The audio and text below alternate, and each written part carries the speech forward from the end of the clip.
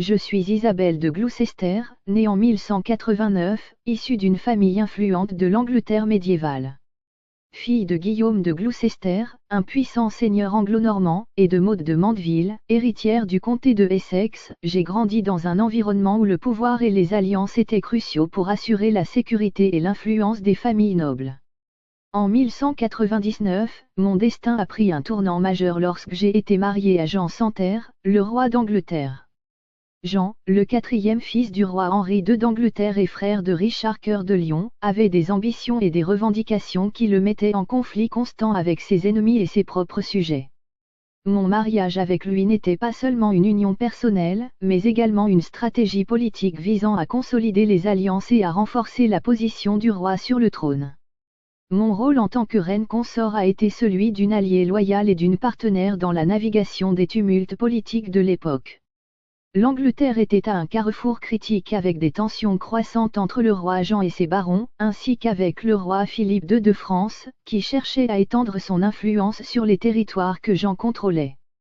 Au début de notre mariage, j'ai dû faire face à des défis immédiats. L'un de nos premiers défis a été de gérer les conflits internes. Les barons anglais étaient mécontents de la gestion de Jean, et j'ai souvent été impliqué dans les négociations et les tentatives de réconciliation entre le roi et ses nobles. J'ai utilisé mon influence pour apaiser les tensions et pour maintenir une certaine stabilité à la cour, tout en soutenant les efforts de mon mari pour conserver son pouvoir. Mon mari, malgré ses compétences en tant que tacticien, était souvent confronté à des revers. Les guerres contre la France et les révoltes internes ont affaibli son autorité.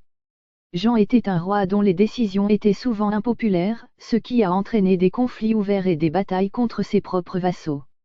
En 1216, la mort de Jean Santerre a marqué un tournant majeur dans ma vie. J'ai perdu mon mari et me suis retrouvée veuve à un moment où l'Angleterre était en pleine crise. Mon rôle en tant que veuve a été celui de soutenir mes propres intérêts ainsi que ceux de ma famille, tout en naviguant dans la complexité politique qui a suivi la mort de Jean. J'ai continué à jouer un rôle de soutien pour les héritiers et à maintenir des alliances importantes pour préserver les intérêts de ma maison. En rétrospective, mon histoire est celle d'une femme qui a été au cœur des intrigues politiques de son temps, une reine consort qui a joué un rôle crucial dans les événements qui ont façonné l'Angleterre médiévale.